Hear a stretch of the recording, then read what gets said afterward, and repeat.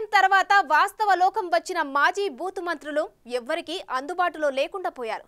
సొంత పార్టీలోనే పెద్ద ఎత్తున ప్రత్యర్థులను తయారు చేసుకున్న మాజీలు ఇక రాజకీయ భవిష్యత్తుపై ఆశలు వదిలేసుకున్నట్లు నియోజకవర్గం నుంచి పరారయ్యారు. రోజా, అనిల్ కుమార్ యాదవ్లు ఇప్పుడు స్టేట్లో లేరు. రోజా అయితే ఫలితాలు వచ్చి 2 నెలలు దాటినా నగరిలో మాత్రం కనిపించడం లేదు.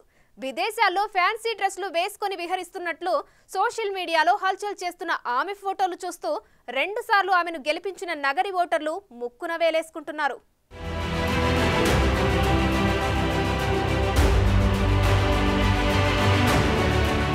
మాజీ మంత్రి రోజా వైసీపీ బూత్ మంత్రుల్లో ఒకరిగా బానే ఫోకస్ అయ్యారు. మహిళలని కూడా మర్చిపోయి తనదైన హావభావాలతో అభ్యంతరకర భాషతో తెగ చెలరేగిపోయారు.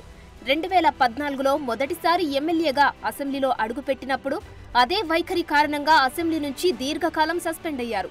ఇక వైసీపీ అధికారంలోకి వచ్చి ఆమె మంత్రి అయ్యాక మరింత దూకుడు ప్రదర్శించారు.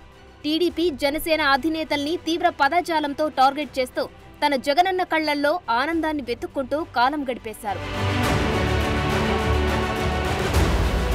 అయితే అదే ఫైర్ రివర్స్ అయింది.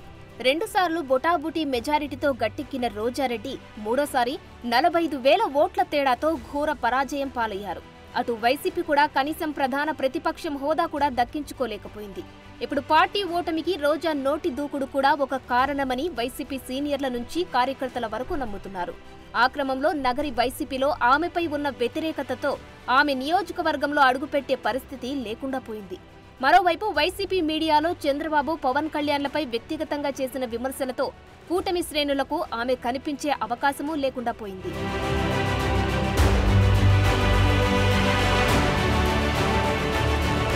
సినిమాల్లో పర్లేదు అనే ఇమేజ్ సొంతం చేసుకున్న రోజా పాలిటిక్స్ లో మాత్రం పూర్తి నెగిటివ్ ఇమేజే దక్కించుకున్నారు. ప్రత్యర్థులను స్థాయి భేదం లేకుండా విమర్శిస్తూ అభాసు పాలయ్యారు. ఆమె రాజకీయ ఓనమాలు నేర్చుకుంది టీడీపీలోనే. మరి అదేం మహిమో కానీ రోజా టీడీపీలో చేరగానే ఉమ్మడి రాష్ట్రంలో ఆ పార్టీ అధికారానికి దూరమైంది.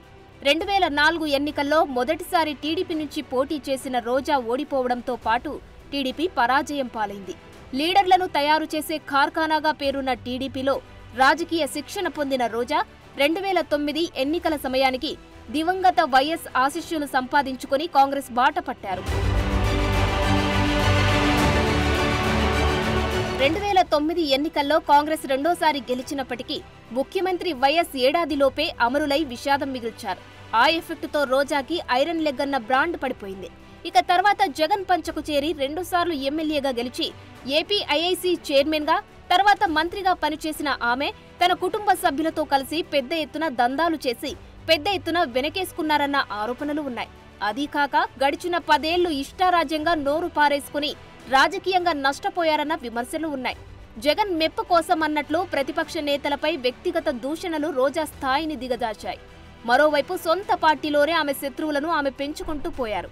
నగరి వైసీపీ శ్రేణులకు లేడీ విలన్ గా మారారు. ఎన్నికల ముందు జగన్ ఆమె వ్యతిరేకులను పిలిపించుకొని స్వయంగా పంచాయతీ పెట్టి బతిమలాడినా ఆమెకు మద్దతివ్వడానికి ప్రత్యర్థులు ఇష్టపడలేదంటే వారి ఆగ్రహం ఏ రేంజ్లో ఉందో అర్థం చేసుకోవచ్చు. ఇక మనకు తిరిగే లేదు అన్న భ్రమలోకి వెళ్లిపోయిన రోజా సొంత పార్టీలో వ్యతిరేకులను ఏమాత్రం లెక్కపెట్టలేదు. ప్రతి మండలంలోనే వ్యతిరేక గ్రూపులు తయారవుతున్నా పట్టించుకోలేదు. వాళ్లు తనను ఏం చెయ్యలేరు అన్న ఓవర్ కాన్ఫిడెన్స్ తో రోజా ఎవరినీ కేర్ చేయలేదు. పార్టీ బలాన్ని, అధికార బలాన్ని సొంత బలమనుకుని తిరిగి గెలిచేస్తామని ధీమాకు పోయారు.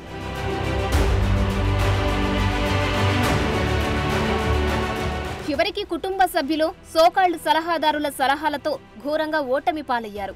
నియోజకవర్గంలో భర్త, సోదరుల పెత్తనం పెరిగిపోయిందన్న విమర్శలు పట్టించుకోలేదు. మంత్రి అయ్యాక హంగు, ఆర్భాటం, విలాసవంతమైన జీవితం, విదేశీ ప్రయాణాలు ఇవే రోజాకు శాపాలుగా మారాయంటారు.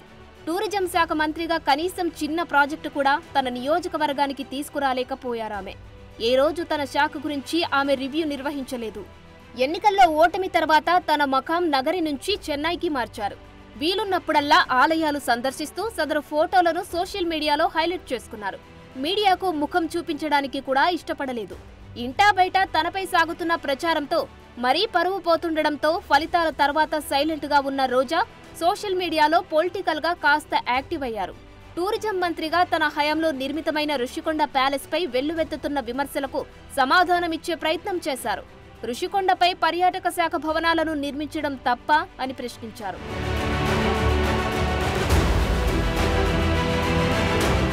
రుషికొండలో భవనాలు నిర్మించడం చూసి ఓర్వలేకపోతున్నారని ఆమె పెట్టిన ట్వీట్కు నగరి ఎమ్మెల్యే గాలి భానుప్రకాష్ ఘాటుగా కౌంటర్ ఇచ్చారు.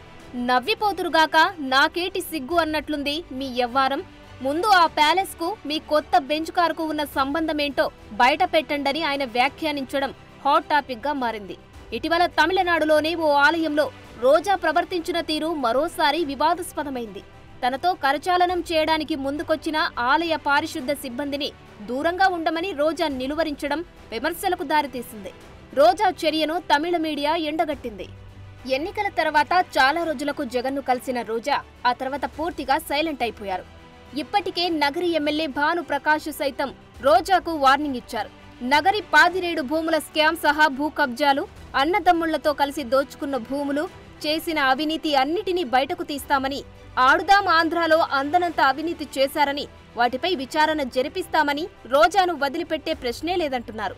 ఇలా ఎటు చూసినా సమస్యలు చుట్టుముడుతుండడంతో ఆమె సైలెంట్గా సైడ్ అయ్యారంటున్నారు. అయితే మొన్నటిదాకా ఆలయాలను దర్శిస్తూ తిరిగిన ఆమెను ఎక్కడా ఎవరూ తప్పు పట్టలేదు. కానీ తాజాగా ప్యారిస్లో రోజా ఫ్యాన్సీ డ్రెస్తో పర్యటిస్తున్న ఫోటోలు వైరల్ కావడంతో పార్టీలోని సీనియర్లు ఆగ్రహంగా ఉన్నారట. ఇక నగరిలో అయితే ఆమె అనుచరులు మరింత గుర్రుగా ఉన్నారట. రోజాను నమ్ముకొని సర్వం కోల్పోయామని, ఎన్నికల తర్వాత కనీసం పలకరించకుండా విదేశాల్లో అలా తిరుగుతూ పబ్లిసిటీ చేసుకోవడమేంటని తెగ ఫీల్ అవుతున్నారట. అదలా ఉంటే రోజా సన్నిహిత వర్గాలు మాత్రం ఆమె ఫ్యూచర్ ప్లానింగ్ ఏంటో చెప్తున్నాయి. ఎలాగూ 2 సంవత్సరాల తర్వాత నియోజకవర్గాల పునర్విభజన జరుగుతుంది. అప్పుడు బలమైన నియోజకవర్గాన్ని జిల్లాలో ఎంపిక చేసుకుంటే సరిపోతుందని, అంతేగాని ఇప్పుడే వచ్చి ఎందుకు ఇబ్బందులు పడాలని రోజా భావిస్తున్నారట. ఇక మరో మాజీ మంత్రి అనిల్ కుమార్ యాదవ్ కూడా ఇప్పుడు ఏపీలో అడ్రస్ లేరు. నెల్లూరు సిటీ ఎమ్మెల్యేగా ఉంటూ ప్రమోషన్ పేరుతో నరసరావుపేట ఎంపీగా పోటీ చేసిన ఆయన ఆ 2 జిల్లాల్లోనే కాదు, అసలు రాష్ట్రంలోనే కనిపించడం లేదు. నెల్లూరు నుంచి విచారణ ఎత్తేసిన అనిల్ తమిళనాడులోనే మహాబలిపురంలో సేద తీరుతున్నారట. చొక్కా చేతులు మడిచి ప్రత్యర్థులకు వార్నింగ్లు ఇచ్చిన ఆయన ఇప్పుడు సైలెంట్గా పక్క రాష్ట్రంలో టైంపాస్ చేస్తున్నారట. వైసీపీలో ఫైర్ బ్రాండ్లుగా ఫోకస్ అయిన ఆ మాజీ బూత్ మంత్రుల పరిస్థితి అలా తయారైంది ఇప్పుడు.